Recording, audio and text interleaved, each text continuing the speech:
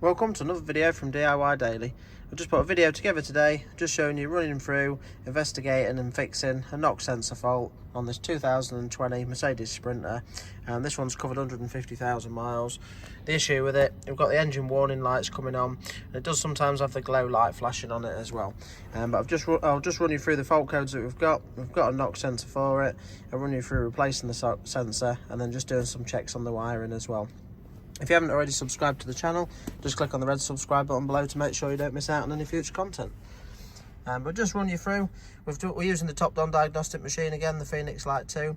We've done a full diagnostic scan on it. Now, I always like to do this. If you're watching any of my other videos, you see that I always do a full scan every time I read it. But we have got quite a few other fault codes in some of the other ECUs. I'll just flick through them just so you can see what they are. Now, some of these might be for a different issue, but we're just going to be concentrating on the Nox sensor fault on this one tonight. So.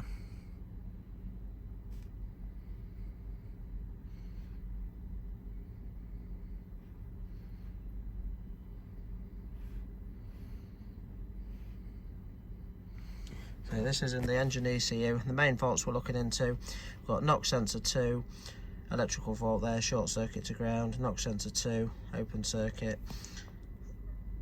Got another fault with a glow plug there. I think I do need to check the glow plugs on this. The chances are it has got one glow plug down, but the glow plug codes are quite common to being stored in the ECU. We don't always put the fault light on the dash, so that'll be a separate issue there. Another fault with a Nox sensor 2 there. There's a couple of codes that don't give you a specific description on. Another one with a Nox sensor 2 there as well. So all I'm going to do is I'm not going to clear any of the codes for now. I'll just get it up in the air, show you where the Nox sensor is located, just run you through replacing it, a couple of checks on the wiring to show you a wiring diagram, and then we'll get the sensor fitted, clear all the codes, give it a run, and just show you whether it's fixed the fault or not. So. Just before we get it up in the air, I'll just show you, if you want to check out any of the parts used or get them, if you check the link above, I'll list them all in the description below, with the part numbers and links to where you can get all the parts from. Now, we've got a genuine Mercedes Nox sensor. There are some aftermarket ones out there available, but it's always a little bit hit and miss. It is nice to fit a genuine one if you can. But we've got a new unit there, brand new Nox sensor. You can see it comes with a sensor and the little sort of ECU section with it as well. We've got one of these little tools, which is really handy bit of kit. I'll put a link to one of these as well. It just gets a real decent purchase on it. It's just sometimes it can be quite tight, so it just gets a bit better grip around it rather than using a spanner, and sometimes it can just round the edges off, so and that's quite handy as well. And I always keep one of these, not all the time, but sometimes you do struggle to get them out and you can just damage the threads a little bit. It's just a thread chaser, which is the right size, M20 by 1.5, so I always just keep one of them spare ready to tap the threads out if I need to. So, but normally the rear sensors are not known for coming out too bad, so it's normally the front sensors a bit closer to the engine that sometimes just pull the threads with them. So, but we'll just get it up in the air now and just run you through where it's located.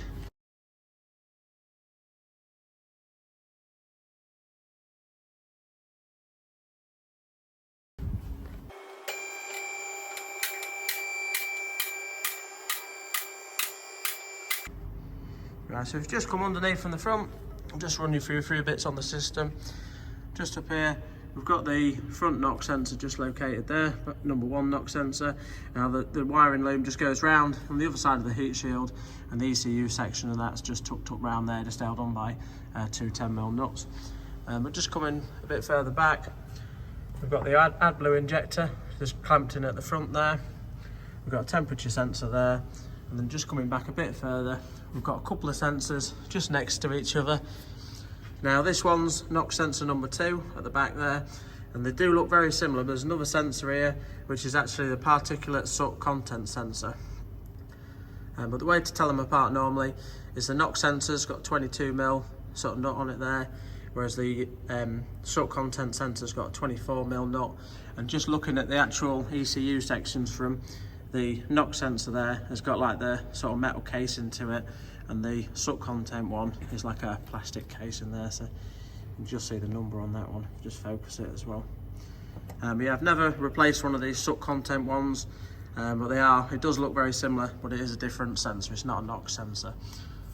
So all we're going to be looking to do is just replace this sensor there. But before we do that, I'll just run you through some simple checks on the wiring, just to make sure that we have actually got the power supply, the earth, and the 2 communication wires there as well. So I'll just, to start with, just going to peel this, the heat shield there. You can just simply bend it out of the way and then bend it back into place when you need to, just to get access to the sensor, to the ECU bit there. But all I'm going to do is basically just take the connector off and just pull the little tab out there, and then you can just pull that down, get the connector off, just undo the I think there's just 2 nuts on there, just to get it down so that you can run through the wiring check. So I'll just get it sort of down where I can see it, and then I can run you through the wiring checks on it quick before we get the sensor out.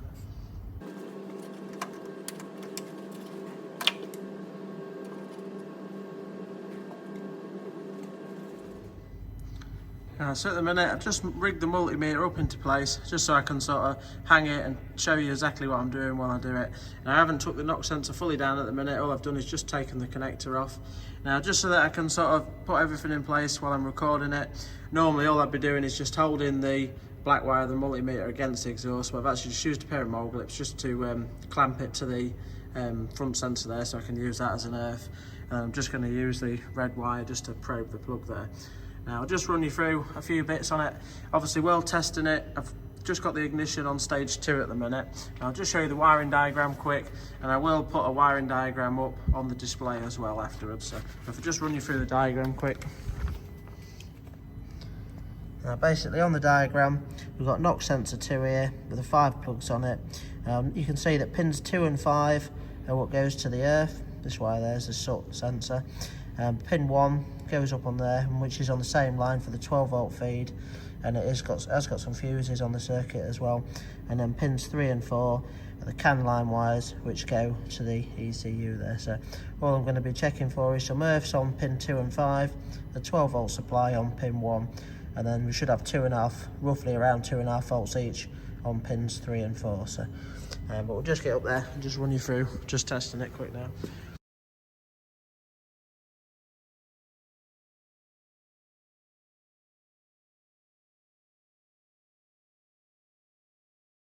As I said, to test it, I've just got the ignition on stage 2 as well. So all I'm going to do is just hang the multimeter here, just while I run through it.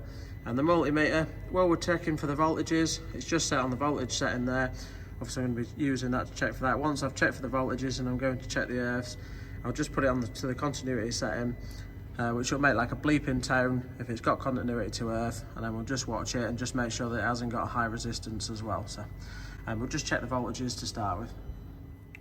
So just to start with, I'm looking for a 12-volt feed on pin 1, and then a 2.5 on each 3 and 4. So if you just check that, and if you look, I can't quite see it on the camera at the minute, but if you look at the end of your plug, it has got the numbers on it, listed 1 to 4 on the bottom of the connector there. So if we just go to pin 1, you can see we've got 12 volts there.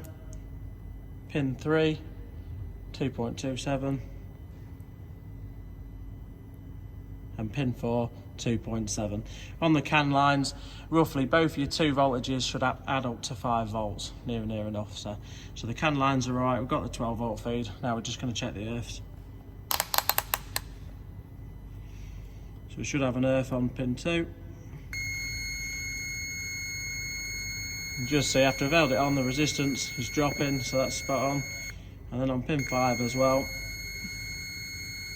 exactly the same. So we know we've got a good 12-volt feed, we've got an earth, and the communication wires have got the voltage there as well. So I'm pretty happy at that and confident now just to change the Nox sensor. So what we'll do is just run you through changing the Nox sensor. We'll clear all the codes out, give it a run, and then just run you through the scan after, just making sure it's fixed the fault.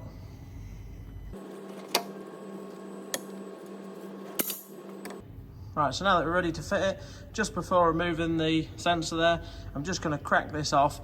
I wouldn't want to wind this all the way out without taking the connector off, because obviously you could keep twisting it and damage the wire. But I just want to check, because as I said before, sometimes they can be quite tight. I think this one being at the back should be okay. So I'm just going to put the tool on there and just crack it off.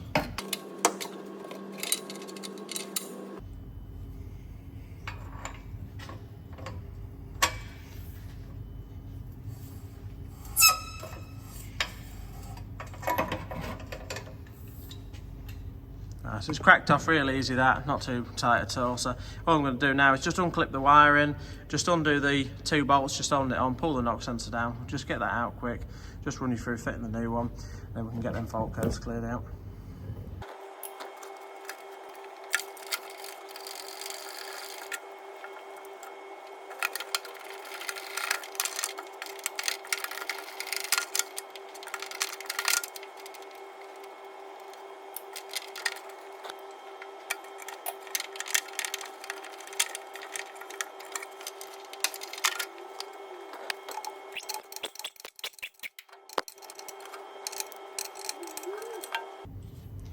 So that's the old knock sensor out.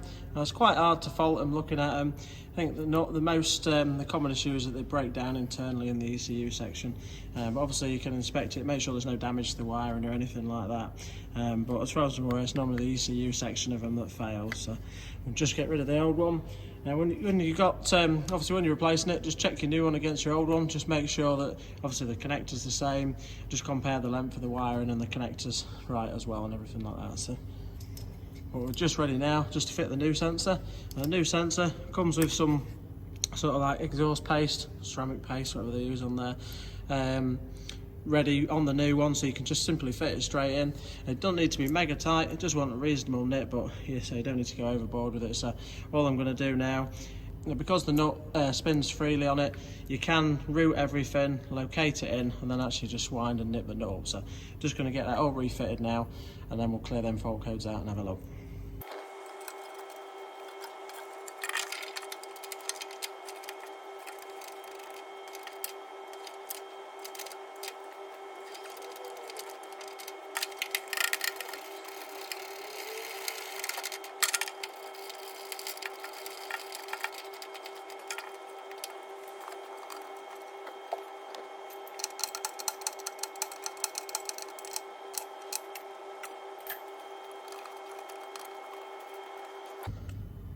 So the new knock sensor's all fitted now.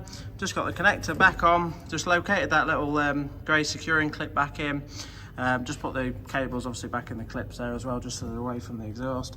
But all ready to do now is just drop it down, clear them fault codes out. We'll just give it a good run and just show you that it's fixed the fault hopefully.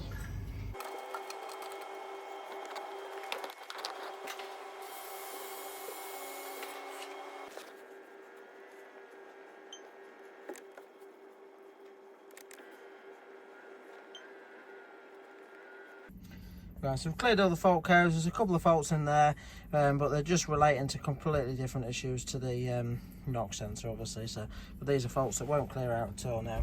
We're just going to strike it up. Just make sure the engine light's out. Engine light's out now, so I'm just going to give it a decent run, at least 5-10 miles. Then we'll get back, code scan it again, and just let you know the outcome. Just one other thing, just before taking it on road test, I will actually do the initialisation of the knock sensor. Now, depending on what diagnostic machine you've got, it might not have the function to do this, but if you have got a machine with the capabilities of doing it, you always really want to run it through the procedure if it's got it. But with this top-down scanner, if we go into the engine ECU, there should be the option on there to do it.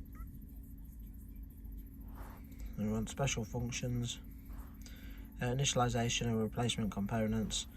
And you can just see we've got knock sensors on there, and you just simply run through the procedure.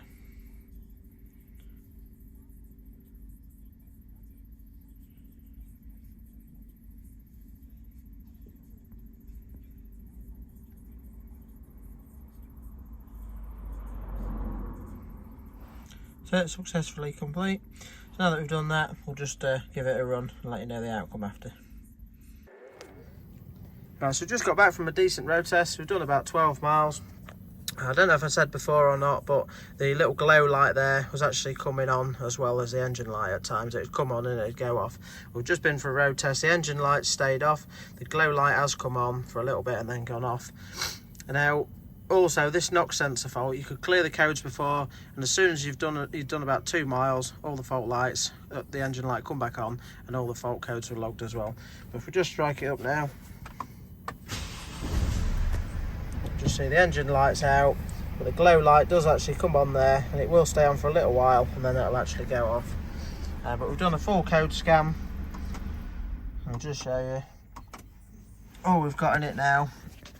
it's cleared out most of them other faults as well. Obviously the other one that wouldn't actually clear out before is still in there and 4 in that ECU. But in the engine control module, we've just got one fault code left, which is relating to cylinder 2 glow plug. And as I thought, there is an issue with the glow plug there that will just need looking into as a separate fault. So I'll have to test it, but I presume that glow plug will be open circuit.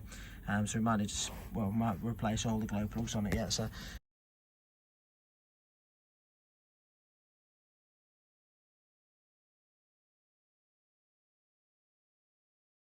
but that'll be a job for another day, just to test that and go from there. But the Nox sensor has definitely fixed the fault, so just thought I'd run you through the video in case anyone was wanting to have a go at theirs and just wondered about some of the power supplies that you need to test it out as well. So fortunately the Nox sensors are quite expensive, but they're becoming a really common issue now. So but yeah, hope you liked the video. If you did, give it a quick thumbs up and subscribe to the channel. Thanks for watching, and we'll see you next time.